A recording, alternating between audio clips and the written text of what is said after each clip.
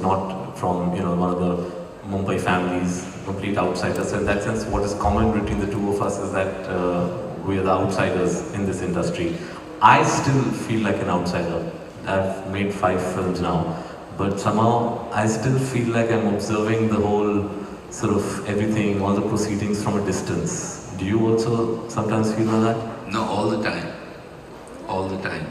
That's one of the reasons I, don't go to many parties or functions or anywhere, because I feel very much an outsider, which is a great feeling, by the way. It's a wonderful feeling. Yeah, I feel comfortable with that. No, I'm not comfortable. I'm very happy with that. I'm really very happy with that. I would hate to be the insider, because there are a couple things here that it, first of all, gives us a viewpoint. Secondly, I think it makes us grateful in the right sense of the word, and that makes us as arrogant as not you, but I am. But it makes me grateful at the same time, because it's an interesting combination of arrogance and gratefulness, because I'm an outsider. I come from a little small house in Kashmir, so that helps. See, I was from Delhi. I was doing documentaries in Delhi, and I was doing a lot of work in Afghanistan post 9/11. But I was getting frustrated as a documentary filmmaker because I was not finding an audience. There was a very dwindling space for documentaries in India. I started, fortunately, getting commissions from international channels, so some of my documentaries being shown on channels abroad. But as a communicator, I was not meeting that audience. And that was my urge to start then. I realized I think the most powerful medium in this country is mainstream cinema. And if we want to tell a story, want to throw it out into the open, I guess mainstream cinema is the platform, and that's how I started making my moves. Aapki kya kahani? I've made one documentary, right? That's a very interesting story, actually. I've just made one in my life. And that one I made because when I came to Bombay, I had no money. And the films division said they'll give me $5,000 to make a documentary. I just won the national award. So I made this film called An Encounter with Faces. And I had 4,000 feet of black and white film. And I had 6 days. And I had these kids who I had to film. So what I did was actually I never switched on the camera. I waited for that moment when I thought I was going to get the moment I used to switch on the camera. To cut a long story short, that film was nominated for an Oscar. I was sitting in the Oscar, I was very young, I was hardly 22, 21, and I was 100 times more arrogant then than I am now. So I sat there, and the guy who won, I was so sure I'm going to win the Oscar. I prepared my speech to thank the Academy and, to talk about destitute children. And I was very sure, because the guy who came to receive me in the little hotel I was in, I had no money, so I went into a motel. So the guy from Academy in the limo came to pick me up from the motel. So I opened the door, I was in my shorts. He said, Mr. Chopra is here? I said, yes. Could I speak to him, please? I said, sure. Yes. So he's looking around for Mr. Chopra. And then he looked at me and he said, you are Mr. Chopra? I said, yeah. And he was, he was with an absolute hello, Mr. Chopra. And the moment he realized, and he said, how old are you, fucker? I said, 21. But they never gave me another documentary to make. Because the films division, when they looked at that documentary, they said, this is so bad that we cannot show it anywhere. And I asked them why. And they said, because there's no background music, there's no commentary, there's nothing. So I understand how you feel.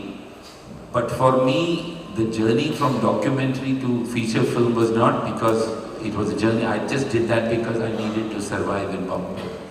But strangely, now I want to go back to documentaries. I want to do some documentary.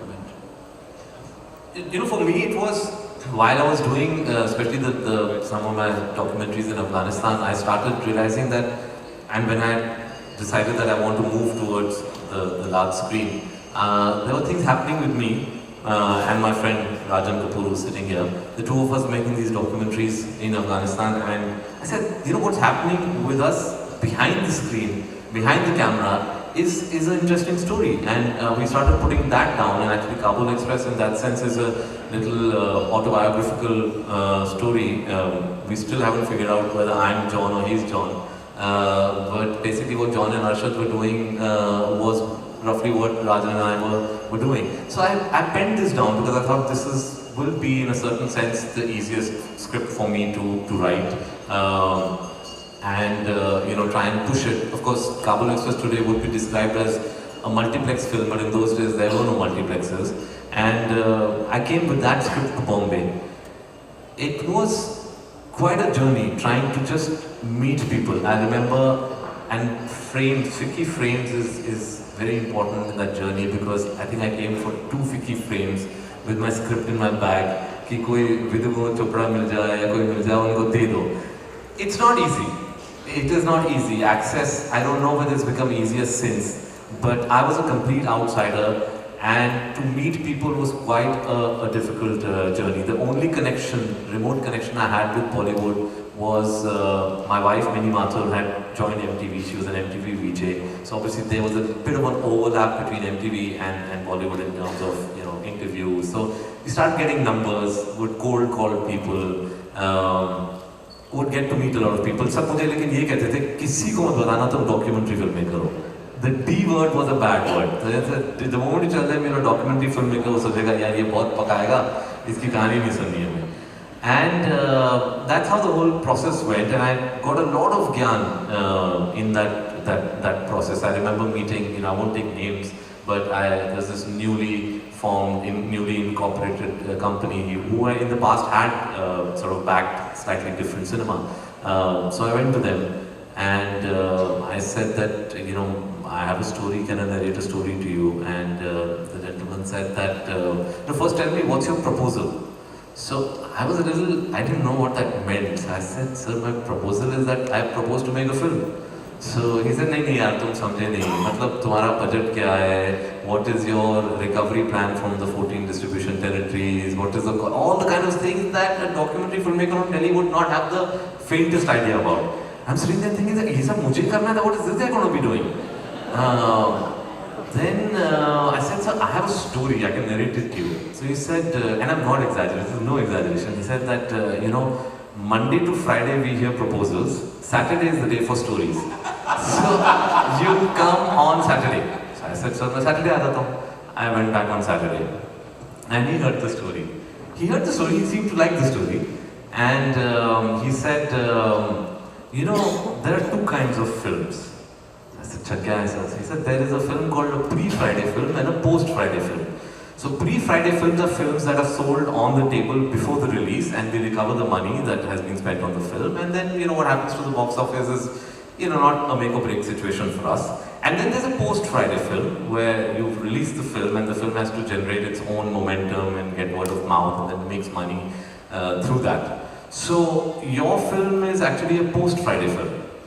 So I said, sir, let's make a post-Friday film. He said, no, but our company charter is only to make pre-Friday films. So then I said, how do I make my film, pre-Friday? Then I was given the name of a couple of actors, that get these actors, call them actors, kya unke chaukidar se baat bhi nahi hui meri. So that is the way it sort of happened to me. And then of course, the one studio that I did not approach, and because everybody, conventional wisdom said that Yash Studios does not make this kind of cinema, I did not go to. And out of the blue, I get a call from somebody who says that Aditya Chopra wants to meet you. And I thought this is a joke, because firstly at that time, as everybody says, we didn't even know whether Aditya Chopra exists. It's a mythical character created by Mr. Yash Chopra. But I got this call, and I thought, because Minnie was in MTV and there was this show called MTV Bakra that was very popular that our friend Procha used to do. I thought this is a Bakra. All of them knew my struggle at that point in time. And so I said, yeah, sure, and I know, I'm the king of England. But then slowly I realized this is a genuine call, and this seems to be from Yash Raj Films. So they gave me the time and the date, and I went, and still, you know, in some way thinking that as I'm entering the gates of Yashraj, Brocha will jump out to the camera at the gate, but there was no Brocha. The gate opened, I went in, and, you know, went into the room and met the mythical character called Aditya Chopra, and that's how the film began. So in a nutshell, that is the way it happened for you, my first film. Yeah, no, but in our time it was very different. We had a thing called NFDC, that time it was called FFC, the Film Finance Corporation of India. So most of us, when we came out of the Film Institute, wrote scripts, and they had a script committee that approved those scripts. So my first film, Sazai Maut, we wrote the script, and the script got approved, and they gave us 3 lakhs to make that film. My first film is made in 3 lakhs. My second film, Khamosh, is made in 8 lakhs. My third film, which you would have seen, that most people would have seen, is Parinda, was made in 12 lakhs. Yes, 12 lakhs. 12 lakhs is the loan that NFDC gave me at that time. And the first fight I had on the set was with Nana Patekar, who left my set because I told him he wanted water. I said, "Tu ghar se nahi laya?" Kehta nahi, maine kaha ghar se leke aa. And he left my set. I had no idea. My then wife Renu Saluja saw him leaving. She followed him and usko mana ke leke aayi. And by the time my shot was ready, he was there. I said, "Okay, Nana, this is." So I didn't even know he had gone and come back. But that is how we made our films. If you see a film called Khamosh, which I think you should see, it's a very nice film. There's a scene, उसमें चिता का scene है. चिता के scene के लिए हमने 2 कुल्हाड़ियाँ भाड़े पे ली थी 2 घंटे के लिए. पेड़ काटा, उसका चिता का लकड़ी बनाया और लगा के वो शॉट लिया. There is a photo somewhere of me cutting the tree. And that film you said was 8 lakhs. But that was shot in Kashmir. In 8 lakhs. How that was done in 8 lakhs? If now you know Kashmir, right? There's a gentleman called Narinder Singh who owned Pahalgam Hotel. So I had no script. So I went to his hotel, I liked the hotel. I said, "Will you let me shoot here?" He says, "Kahani ki hai." मैं क्या तुसी permission दो तो मैं कहानी लिख देना. उसने परमिशन दी, मैंने 1 हफ्ते में कहानी लिख दी. उसके उधर ही रह गए. फिर उसको सुनाई मैंने स्लीप वॉकिंग सीक्वेंस. क्यों? मैंने कहा बड़े अच्छे कॉरिडोर बनाए हैं, मैं sleep walking. So that script is written not as a script, is written because a location was provided to me. And then the crazy thing is, that time Nasiruddin Shah, Shabana Azmi, Amol Palekar, they all agreed to be in the movie for no money. There was no money. If you made money, you give them money, otherwise there's no money. So he kept asking me, "अच्छा ते Shabana ji केड़े sweet etch रहेंगी?" मैं क्या यार, इस पास से कुड़ियाँ रहेंगी, इस पास से बंदे रहेंगे. He thought I was joking. Then he asked Shabana, I put her online. So Shabana said, "Yes, we live like that. 4 girls and So that is how we made our films. It was crazy, it is completely mad. We had no money. Let me also tell you of a great man, Mangesh Desai, who was the soundman, who was some Dolby guy here, so I remember. I haven't paid for the mixing of my films. Mr. Feroz Khan, God bless his soul, has paid for my mixing. Because all the big producers, he was making a film then, he had booked the Rajkamal studio from 7 to 7. He never came at 7, he came at 10. So we used to go at 7. Mangesh Desai used to mix our film till 9:30. There was a guy waiting at Dadar who used to call. That time there were no mobile phones. जैसे ही फिरोज खान की गाड़ी निकलती थी, वो वहाँ उड़ीपी से phone करता था, "सर निकल गए." वो फट से चेंज करता था रील निकाल के Firoz Khan.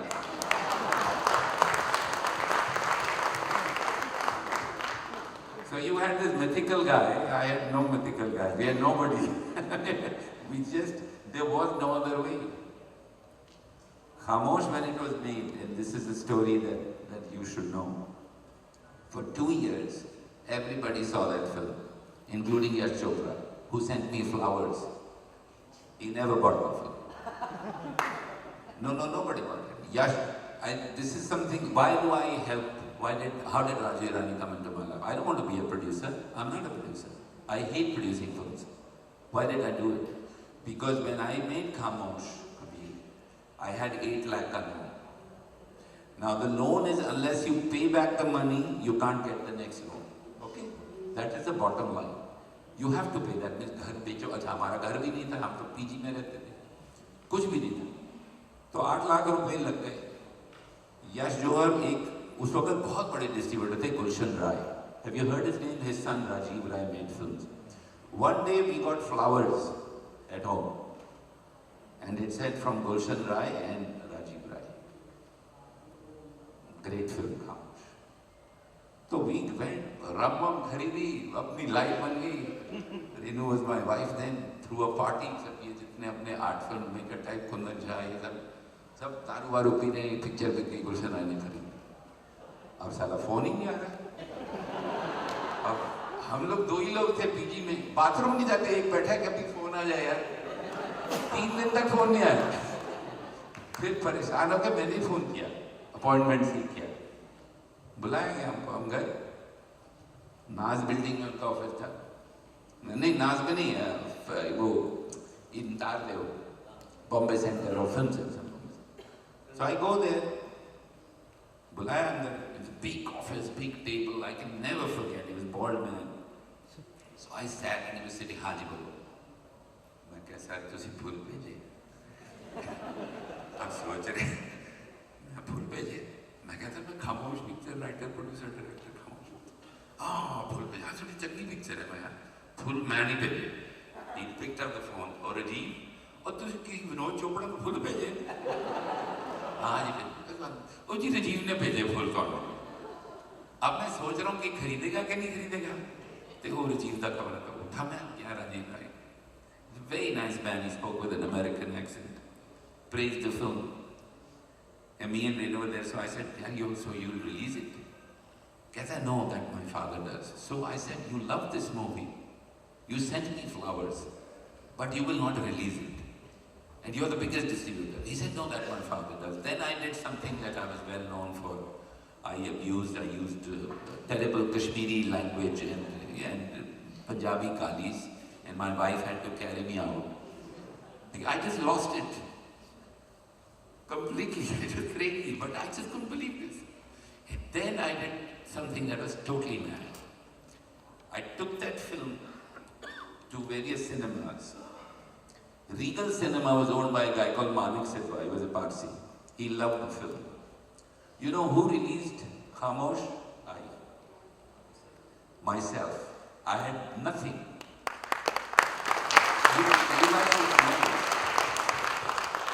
I took that cinema hall for 2 weeks. He gave it to me at 50-50, 60-40. So he said, it's a damn good film.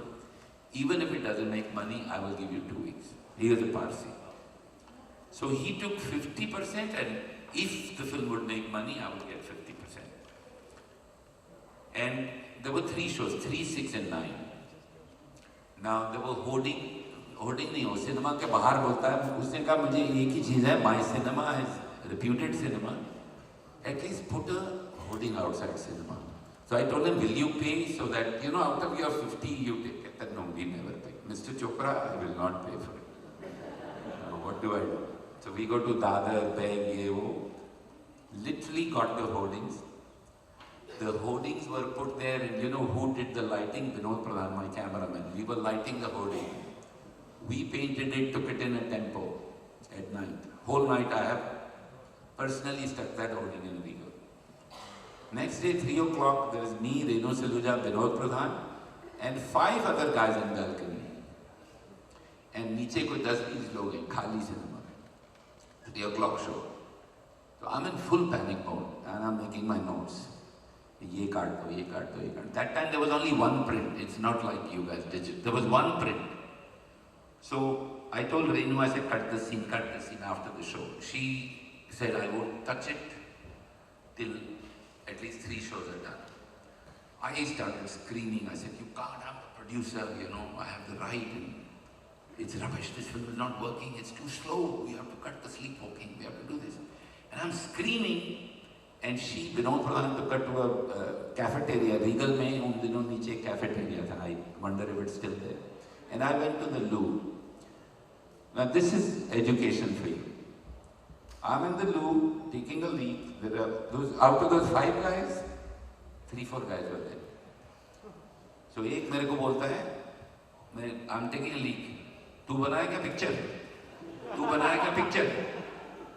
I don't want to answer. I'm quiet. बात होता है. काय को टेंशन लेता है? तेरा नाइट शो फुल है. Tension मत ले. अच्छा बना. नाइट शो फुल है. He said it and he left. I couldn't follow him. I had to finish my leak. I went and washed hands, and I'm looking for the guy. He's nowhere. And I told Vinod Pradhan, I said, "What the guy told me?" 6 o'clock show के time में 9 o'clock show full के board लगे. And that bugger was there. You know, it's not over yet. I have to tell you the main thing. At 6 o'clock the board was on. 9 o'clock that guy with those other 5 guys was out there. 30 ka 40, 30 ka 40, 30 ka 40.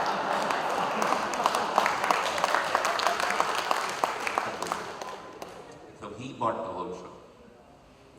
And the film ran there instead of 2 weeks for 6 weeks, courtesy Manik Sidpa.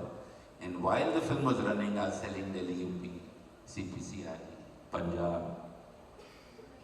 So I come from a school where we state everything. Everything. Just to make something you believe in.